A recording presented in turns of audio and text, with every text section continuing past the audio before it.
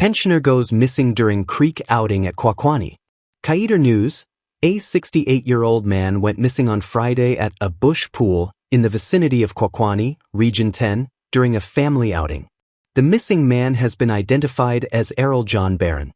Barron's niece, 43-year-old Elizabeth Edhard, reported that he suffers from memory loss due to an accident that occurred several years ago.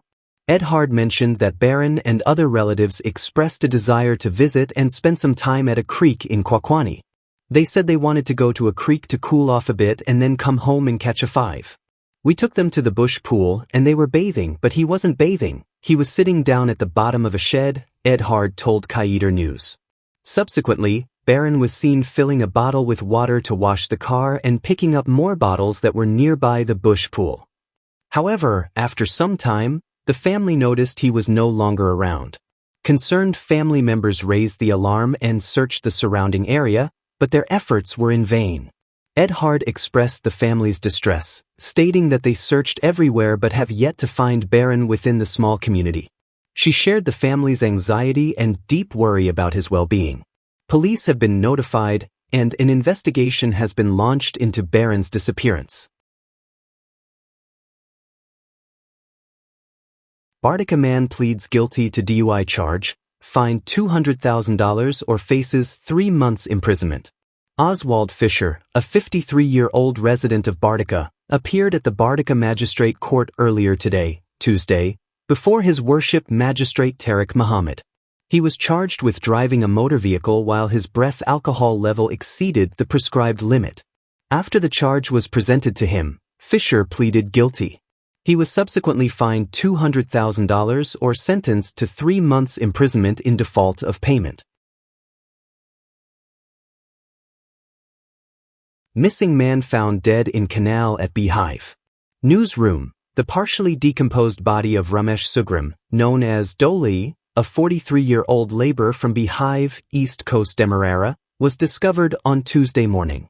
According to a statement from police headquarters, the body was found around 6:30 a.m. in a canal at Beehive.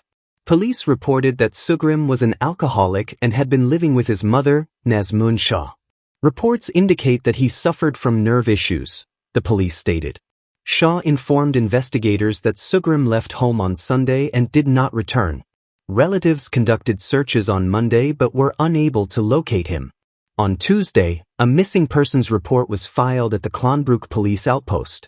Sugrim's body has been transported to the Memorial Gardens mortuary, where it is awaiting a post-mortem examination.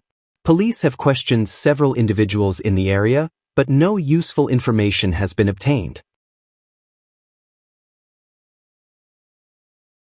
Quarantine resident charged with incitement to commit murder.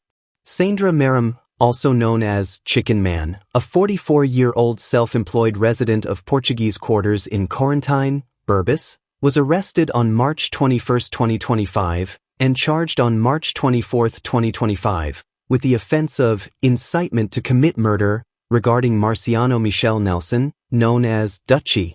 The charge was filed under Section 102A of the Criminal Law Offences Act, Chapter 801. Maramutu appeared at the Wim Magistrates Court before Magistrate Twana Hardy, where the charge was presented to him. He was not required to enter a plea and has been remanded to prison. The case is set to resume on April 4, 2025. Suspect arrested in Ministry of Housing Annex break-in, charges expected tomorrow. Police have apprehended a male suspect captured on CCTV entering the Ministry of Housing Annex on the night of March 2, 2025. Acting on information received on March 25, 2025, detectives arrested Devin Hubbard, a 39-year-old resident of Garnett Street, Georgetown. During an interview, Hubbard was informed of the allegations against him. He admitted, under caution, to entering the annex through an open southern window on the second floor. Hubbard claimed he picked up a bag and exited the building using the same window, stating that there was nothing of value in the bag he took. The suspect is currently in police custody and is scheduled to be charged tomorrow. King's Eyes, charged with inflicting grievous bodily harm on Bayo. Derek Scipio, known as King's Eyes, a 57-year-old farmer from Lot 06 Beehive Village, East Coast Demerara, was arrested on March 21, 2025, and charged today by officers from the Cove and John Police Station with the offense of inflicting grievous bodily harm on Hardiel Budhu, referred to as Bayo. The incident reportedly took place on March 19, 2025, at Beehive Village. The charge was filed under Section 50 of the Criminal Law, Offenses, Act, Chapter 801. At approximately 10 a.m. today, Derek Scipio appeared at the Cove and John Magistrate Court before Her Worship Magistrate Orinthia Schmidt. The charge was presented to him, and he pleaded not guilty. Bail was refused, and he was remanded to prison. The case is set to resume on April 2, 2025.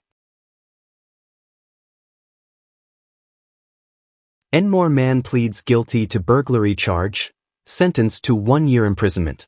Ravindra Duman, a 27-year-old unemployed resident of Lot 890 Grassfield, Enmore, East Coast Demerara, was arrested on March 22, 2025, by officers from the Enmore Police Station and charged on March 25, 2025, with the offense of burglary with intent.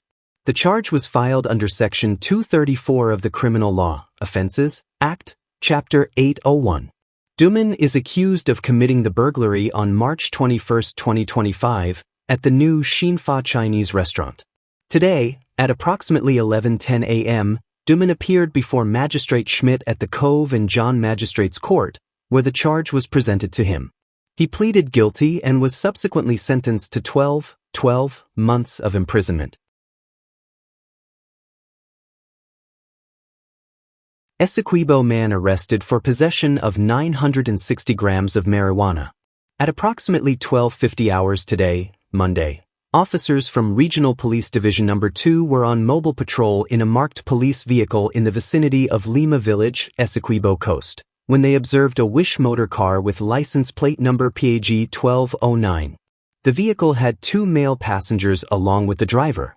Police conducted a search of the driver, passengers, and the vehicle, during which they discovered a gray and black bag belonging to Hafiz Butters in the trunk.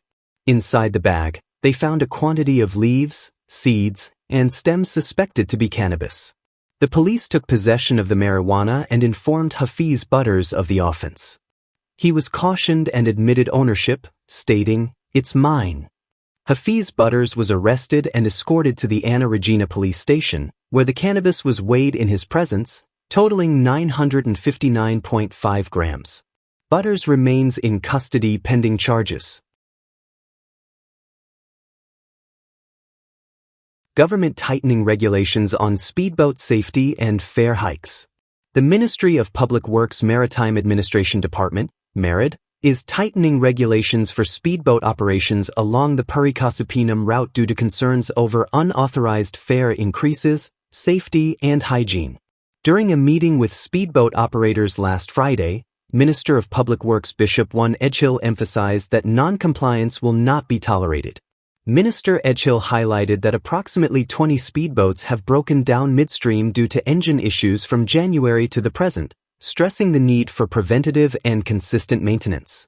The traveling public must be assured that when they board a speedboat, it has a serviceable engine and is free of leaks. Therefore, we must implement measures that prevent boats with non-serviceable engines from departing, Minister Edghill emphasized. MARAD has deployed monitors to oversee operations at the stelling, ensuring accountability and compliance. Speedboat operators will also have their own monitors to verify that safety measures are functioning effectively. Addressing unauthorized fare increases, Minister Edghill instructed MARAD's Director General to suspend the licenses of offenders despite previous warnings.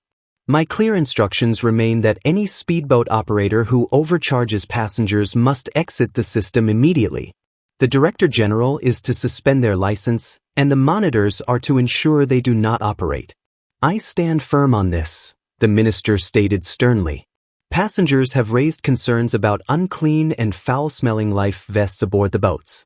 In response, the minister assured that arrangements are being made to address these issues and urged operators to maintain high hygiene standards. Additionally, Minister Edghill announced plans to introduce a new ferry to service the Parikasupinam route. He reassured speedboat operators that their operations remain essential to the transportation network. It doesn't matter if we buy another ferry, your operations are still important. As we enhance our service, we will attract more visitors to Essequibo for tourism. Therefore, whether for official use, leisure, or transportation, all of you are necessary, and you can invest for the long term because the government will not undermine the speedboat industry, he assured. Merit Director General Stephen Thomas explained that Merit's safety division is working directly with operators and owners to ensure regular engine repairs and maintenance. This division also requires logging of all repairs and servicing.